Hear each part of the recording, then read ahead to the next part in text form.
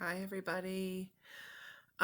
This is our second to last assignment for the school year. We're getting really close. We're going to finish up civil rights here. I'm going to show you the slides that we would have done in class. I think this is a really important topic for us to address, especially now with all of the protests going on across our country in response to police treatment of African Americans today. And so this is kind of, obviously not the start of all of it, but a lot of protesting that went on for civil rights in the 1950s and 1960s for African Americans. And it's really important for us to be aware of. So I'm going to go ahead and get started with a little bit of review. While we were still in class, we talked about Booker T. Washington and W.E.B. Du Bois as early civil rights leaders. They had some views that were the same and some that were different. What they shared in their beliefs was that education was the most important way for African Americans to gain acceptance into the rest of American society. And Booker T. Washington opened a school down in Georgia. It's called Tuskegee Institute for just African Americans. It was more of like a technical and trade school for African Americans to gain skills that they would need to get good jobs. And the intent for Booker T. Washington was that African Americans would prove themselves to white society, show that they could get these good jobs, learn good skills, be useful, support their families, and that eventually white society would accept them. W.E.B. Du Bois said, "We have nothing to prove to anyone. We were born in the United States. We are citizens of the United States. We have a right to equal protection under the law and equal opportunity under the law, especially education being the key." And he demanded immediate acceptance for African Americans and encouraged African Americans to get the highest level of education possible, um, you know, meaning a college degree, a liberal arts degree. So again, Booker T and W.E.B. the same in that they promoted education for African Americans, different in that Booker T said acceptance would be gradual and W.E.B. Du Bois said it would be immediate, should be immediate. Okay. 1896, the Supreme Court case Plessy versus Ferguson. This is something else we did while we were still in school. In the case of Plessy versus Ferguson, remember Homer Plessy was the guy who looked white but had a small percentage of African American heritage in him. He got on the wrong train on purpose, the train for whites only. He was arrested, and the Supreme Court had to decide about separate facilities for the races, and they decided that separate but equal facilities were constitutional, which allowed for the continuation of segregation or Jim Crow laws, which legally separated the races in public places, including schools, bathrooms, theaters, restaurants, okay, any public place that you can think of had a separate section for black and white races. So W.E.B. Du Bois actually was the founder of the NAACP, which stands for the National Association for the Advancement of Colored People. And this organization is still around today, fighting for legal rights if African Americans have a case of racial discrimination against them. And so this guy here on the middle of the slide is Thurgood Marshall, and he was an attorney, a lawyer for the NAACP, and he took the case for the Brown family who lived out in Kansas, in Topeka, Kansas, and several other Black families who were facing discrimination in schools out in Kansas. So he is the face of this case that becomes known as Brown versus Board of Education. It is a very famous Supreme Court case in our history. And here's a little background on that. This little girl in the corner is Linda Brown, and she was 8 years old, living in Topeka, Kansas with her family. In Kansas, they had segregated schools. So, white school for white students, black school for black students, and it didn't matter where you lived. So in the case of the Brown family, they actually lived right around the corner from the white school. But because they were African American, they had to walk several blocks to the other side of town to attend the black school, and there was no busing provided. This walk also involved the kids going over a dangerous railroad crossing out in Kansas. Oops, I'm going to fix this picture here for you. It's blocking the way. Sorry, guys. Okay. So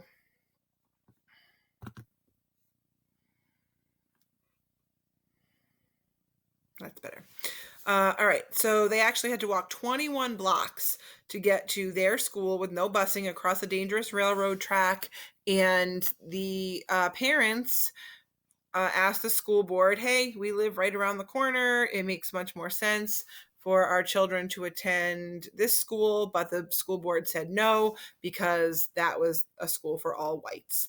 And as you know, the schools for African American children were not in as good of condition, didn't have as good of supplies for their students as the white schools. And so this will lead the Brown and family and several other families to sue the school board in Topeka, Kansas. And again, the case is known as Brown versus Board of Education. So in this case, the Supreme Court ruled finally that segregation in schools was unconstitutional, that it was a violation of the 14th Amendment to the Constitution.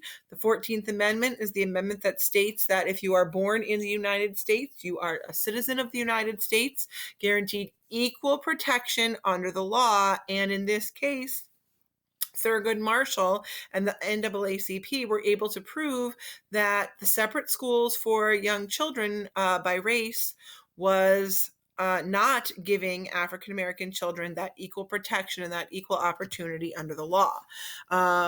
So the way that he did that, Thurgood Marshall, as the attorney, was he actually called in a child psychologist and questioned several young elementary age children, both black and white.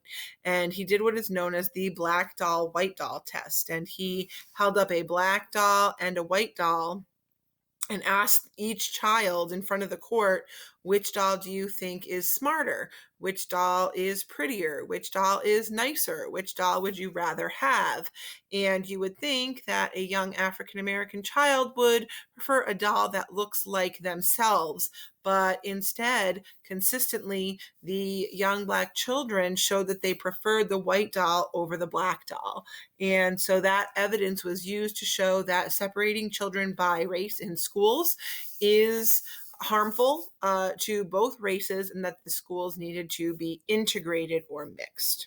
Okay, so we say that the case of Brown versus Board of Education, or Brown versus Board as it's known for short, reversed the separate but equal doctrine, but only in schools. Okay, 1954 Supreme Court says the schools have to be mixed.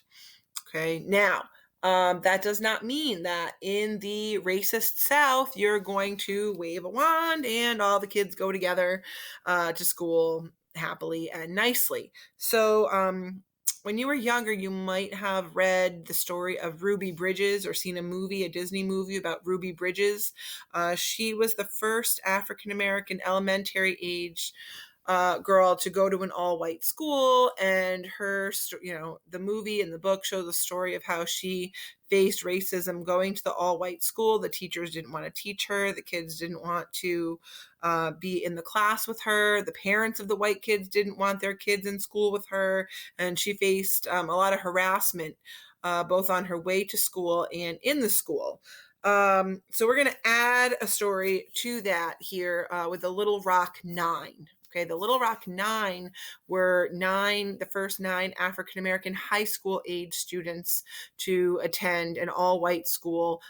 It was Central High School in Little Rock, Arkansas. And So on the first day of school, they were walking to school and again faced a lot of harassment and verbal attacks. They were spit on, they had things thrown at them on their way to school. And, these weren't just high school age students, it was again adults, right? Parents of white students who didn't think that the Little Rock Nine belonged in the all white school.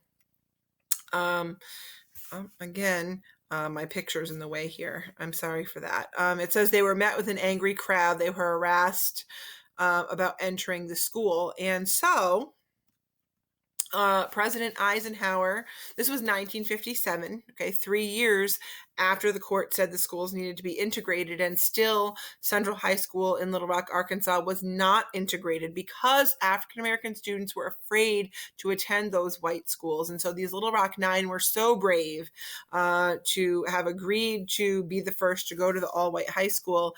And once they, were harassed and attacked on the way to school, the president, whose job is to enforce the law, President Eisenhower, he sent the National Guard to escort those 9 students to school and into the building, and to accompany them throughout their school day for the remainder of the school year. Okay, so that was a big step for Eisenhower towards, enforcing civil rights.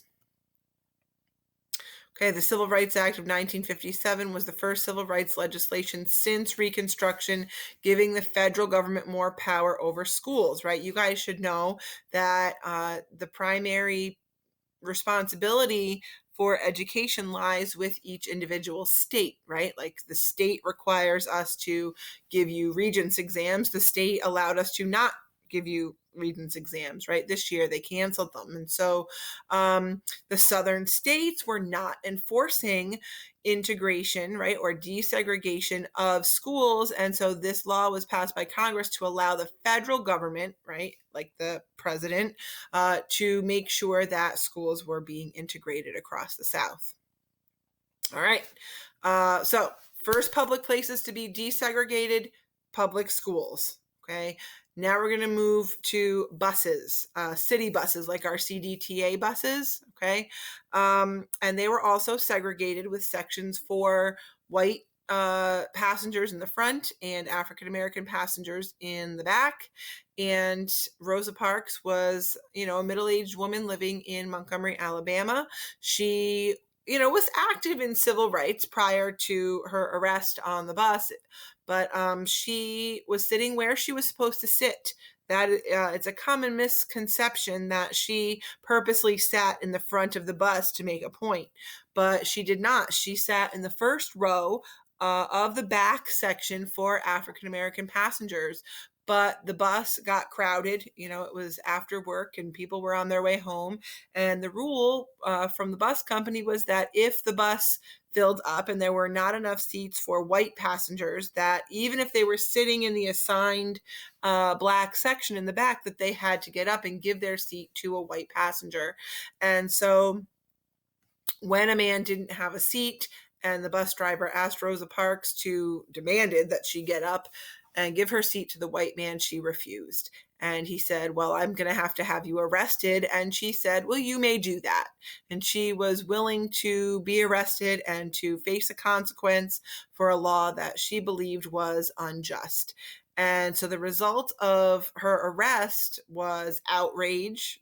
People were furious, just like they are furious about the murder of George Floyd today, and all the other African Americans we can put on the list who were killed by police officers unjustly. And so her arrest resulted in the Montgomery bus boycott, in which the African American passengers, the people who rode the bus to and from work every day in Montgomery, refused to ride the bus. They walked, they carpooled, they rode their bikes, rain or shine. There's not really snow in Alabama, but it's hot, and they walked every day.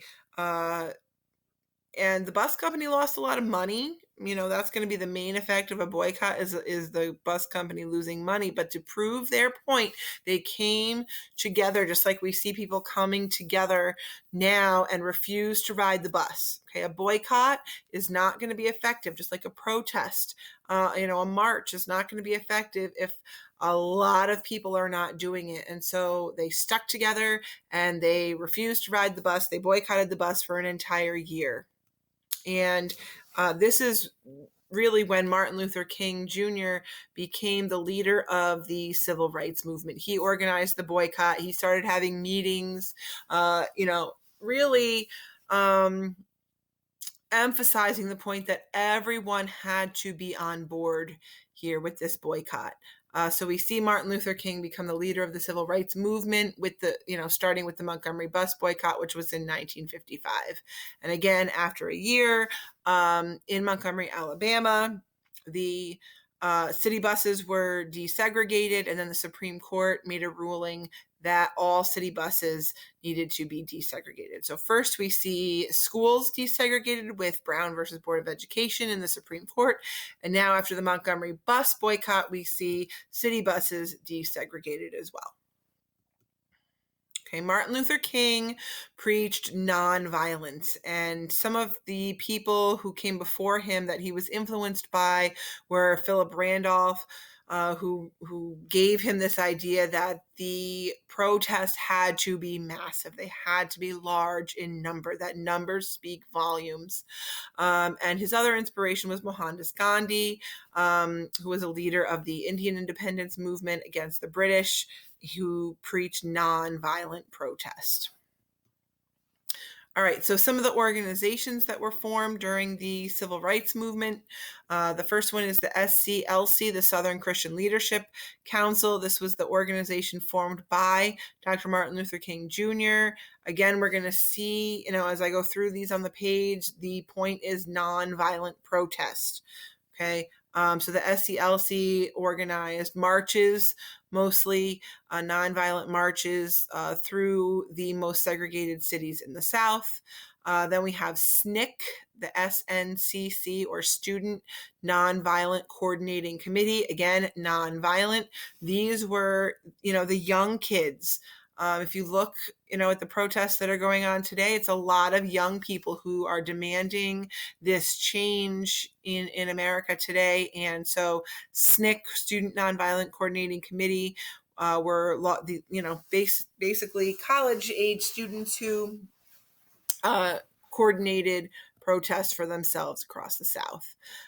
They staged the first sit-ins, which took place at the lunch counters in North Carolina, and I think I have some slides on that, but that's where the students would plan to go into a diner, sit at the counter until they were served in the white section, knowing that they weren't going to be served, but refusing to get up until they were served, just to show that the law was unjust. Okay, so that's an example of a protest from SNCC. CORE, the Congress of Racial Equality, it says they staged the first sit-ins, but that was SNCC. The CORE organized the Freedom Rides. That's where the college students would get on not city buses, but the interstate buses, the big buses that you take long distances, like Yankee Trails or Brown, or any of those big buses that go long distances. And they would get on the buses up in Washington, D.C. and ride into the Deep South over several days. Again, purposely breaking the law, Black and white college-age students sitting together on this bus. And they were actually attacked a couple times. People threw bombs at the buses, and it was very very dangerous. I've got a slide or two on those, so I'll finish talking about those when I get to those slides. But they were organized by CORE. The sit-ins were organized by SNCC. And then finally, the NAACP, National Association for the Advancement of Colored People, is the nation's oldest and largest civil rights organization. And it's still around today. It fights for political, social, and economic rights and freedoms. Okay, so yeah, here's our other forms of protest besides marches, right? We've got the sit-ins at the lunch counters. A sit-in is sitting at a whites only lunch counter and refusing to leave until you are served. Um, this these sit-ins got nationwide attention. They were shown on the news. Students sitting at the counters were attacked by a crowd. They had ketchup pour, the crowd would take the ketchup bottle from the counter and pour it on their heads. They had hot coffee thrown on their faces. They were spit on. They were people yelling in their faces. And think about that happening to you, and what you would want to do to someone who was yelling and spitting and throwing hot coffee in your face. But these protesters responded with nonviolence. They just sat there and they took it. Eventually, someone would call the police, and instead of the angry crowd getting arrested, it was the nonviolent protesters who got arrested for breaking the segregation law at the lunch counter. Okay, here's some pictures of those sit-ins. Okay, you can see they're pouring some kind of liquid over their heads. This girl already has something on her head. This guy's got ketchup. Okay. All right, and then a little bit about the freedom rides that I was just talking about. These are protesting segregation on interstate bus routes. Okay, and these freedom riders would, again, get on in Washington, D.C., ride into the Deep South. That is a picture in the bottom left of a bus that had a bomb thrown into it, and everybody had to obviously get out very quickly. And this did not stop the freedom riders. They continued to get on the buses. In fact, I'm going to go back here. President Kennedy, John F. Kennedy, after the first bus was bombed, he ordered 400 U.S. Marshals to escort the rest of the Freedom Ride buses through the South to protect those Freedom Riders. Okay, so Kennedy's going to start, he did take a stand on civil rights. If he was not assassinated, he would have signed the Civil Rights Act of 1964. More on that in a second. Okay, just some more pictures of the Freedom Riders. This in the big picture there, you can see the federal marshals walking alongside the bus for protection. Okay, Birmingham, Alabama was considered the most segregated city in the South. And so Dr. Martin Luther King decided to bring his protests to Birmingham. And they had a march in Birmingham, a peaceful march, and the police brought out dogs and fire hoses to try and stop this march with violence. Okay, it's a letter C, right? A nonviolent protest was met with violence. In fact, Martin Luther King was arrested at the end of this march, and he was in jail in Birmingham for several days before he was released. And while he was in jail in Birmingham, he wrote his famous letter from a Birmingham jail. And I think that his words really express what a lot of people are feeling in our country right now. He said, "I guess it is easy for those who have never felt the stinging darts of segregation to say wait, but when you have seen vicious mobs lynch your mothers and fathers, when you have to concoct an answer for a 5-year-old son asking, 'Daddy, why do white people treat colored people so mean?' then you will understand why we find it difficult to wait." Okay, and I think a lot of you would probably agree with what Martin Luther King was saying then about segregation compared to people's frustration now with the treatment by the police. Okay, there's a picture of some of the fire hoses.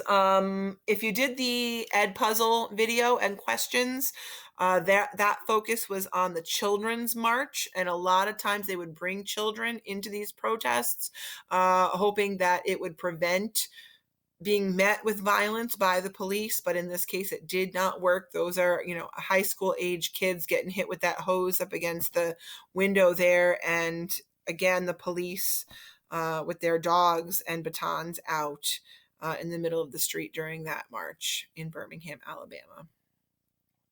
Okay.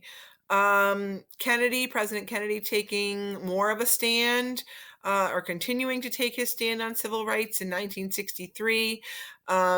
these pictures down here kind of show what happened. The man on the left with sort of like the slick back comb over hair standing behind the podium, that's Governor Wallace, and he was the governor of Alabama. And when the University of Alabama went to integrate their school, he sent the state National Guard from Alabama to block their way, and President Kennedy brought federal marshals to order the Alabama National Guard to move out of the way and allow the students, the college-age students, to enter the building.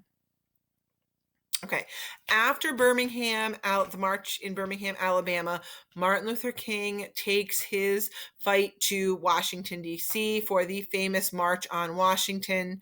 More than 250,000 people marched in Washington, ending up right in front of the Lincoln Memorial. Obviously, the importance there is, Lincoln is the president who freed the slaves, who fought for their freedom. And so standing in front of his monument, Martin Luther King gave his famous I Have a Dream speech. In November of 1963, President Kennedy was assassinated, and shortly after that, the Civil Rights Act of 1964 was passed. And this is really what that march was urging Congress to do, was to pass that bill and make it become the Civil Rights Act of 1964, which did happen. Okay, before we get to that, 2 weeks after King's speech, 4 young girls in Birmingham, Alabama were killed when someone threw a bomb through their church window. On a Sunday morning, the church was full of people, and someone threw a bomb through the lowest window in the building, which was downstairs in the basement where the Sunday school classes were taking place for the children, and these 4 young girls were killed. There is a historical fiction novel called The Watsons Go to Birmingham. You may have read that in elementary or middle school, and that tells the story of these 4 girls who were in the church. Okay, so the goal here is to end all forms of legal segregation and discrimination and racism, and that is done with the Civil Rights Act of 1964. This is what they've been pushing for. When I said that it took 100 years after the end of slavery for full civil rights to be given to African Americans, this is the law I was talking about. Okay, slavery was abolished in 1865. We are now talking about 1964 with the Civil Rights Act being passed, right? It prohibited discrimination because of race, religion, national origin, and gender. Gave all citizens the right to enter libraries, parks, restrooms, restaurants, theaters, waiting rooms. Any public place that was still segregated had to now be integrated or desegregated or mixed. Okay, so segregation everywhere is illegal with the Civil Rights Act of 1964. Right, the following year, one of the rights that is not included with our civil rights in the Bill of Rights is voting. So the following year, the Voting Rights Act of 1965 was passed, which eliminated those literacy tests. Remember the one I gave you earlier this year that was so bogus with the questions, and there was no key, and if you got one wrong, you automatically failed, right? Those literacy tests were made illegal with the Voting Rights Act of 1965, and it allowed anyone to vote. Okay, voting cannot be denied based on someone's race. Okay, the problem was that voting was not easy for African Americans in the South. In fact, elections are run by each individual state. And so what the southern states would do is make the polling place too far away for African Americans to go and vote, or not be forthcoming with the rules and the process of voting for African Americans to be able to register and go and exercise their right to vote. And so those civil rights organizations, a lot of, again, run by young people, CORE and SNCC, launched what they called Freedom Summer, which they had a lot of these voting registration drives in the states across the South, getting African Americans registered to vote, educating them about the process of voting, and getting them to the polls so that they could vote for people who were going to pass laws that would benefit them. Okay. Finally, the 24th Amendment to the Constitution eliminated the poll tax. That's where you have to pay a tax in order to vote. All right, so those three things that we talked about earlier this year, the grandfather clause, the literacy test, poll tax, which were put in place in the South to stop African Americans from voting, are now all eliminated. Okay, so by 1968, three different laws, the Civil Rights Act of 1964, the Voting Rights Act of 1965, and then the third Civil Rights Act of 1968 was passed, making discrimination in housing illegal. And so we have what we call de facto segregation. Okay, I'm sorry, de jure segregation. Number two, segregation that existed by law has now been addressed by our government, finally. However, African Americans still face what we call de facto segregation, which is segregation that exists by practice and custom. For example, education, right? School, you go to school based on where you live. And because even after the 1960s, you still had white neighborhoods and black neighborhoods, that means then that you still have white schools and black schools, and the white schools still being considered the better schools compared to the African American ones. Okay, so we're going to see a lot of African Americans after the 1960s still moving north with the hopes that there would be better opportunities there. But a lot of people in the northern cities and suburbs did not like seeing this movement into their communities either. And so this is more what we call de facto segregation or de facto racism. All right. Some other civil rights leaders and groups that I have not mentioned yet that kind of brought a little different approach to the civil rights movement. The first one is Malcolm X. He was a member of the Nation of Islam. His first approach to achieving civil rights was that if African Americans were protesting and met with violence, that they should respond with violence. Martin Luther King preached that you should love your enemy, show that African Americans needed to show love towards white people. And Malcolm X wasn't all about that. He said, why should we show them love if they're not showing us love? And but as a Muslim, he went on his pilgrimage or his Hajj over to Mecca in the Middle East, and that trip really changed him. And he had this epiphany, this change of heart about using violence in protests back in the United States. And so when he returned to the United States, he changed his tune and began preaching nonviolence. And some of the members of his group, the Nation of Islam, did not like this change in approach that he brought back with him. And he was assassinated by a member of his own group, the Nation of Islam. Okay, the second one here is Stokely Carmichael, and he was one of the founders of the Black Power movement, which emphasized racial pride, economic empowerment, the creation of self-sufficient institutions such as stores and schools and hospitals and libraries and anything that you can think of. Stokely Carmichael said, if white people are not going to accept us, then we don't need them to, that we can, bring ourselves up, that we do not need to rely on white society to help African Americans rise up. We're strong enough to do it ourselves. And we'll build black schools and black hospitals and black communities where we can thrive for ourselves. All right. And finally, the Black Panther Party, a political party, was formed in 1966.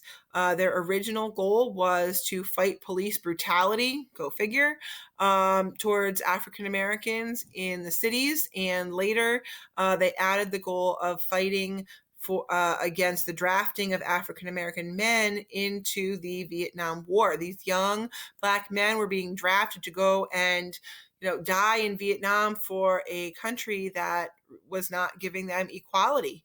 And so they lasted, I believe, until about 1980 as a political party fighting for more equality for African Americans. Okay, Okay. So that is it for the civil rights slides that we would have done if we were still together in class. There will be a set of Google form questions for you guys to do that goes along with this. And then we'll have one more assignment that I will post on Thursday with some of the more modern America stuff that you would have needed to know for the regents. And that will be due on Tuesday. Nope, that'll be due on Monday next week. I'm going to post a calendar with when everything is due, but it's the rest of civil rights and modern America. And we are done, guys. I wish that we were together in this, what would have been the last week of school. It's always very exciting.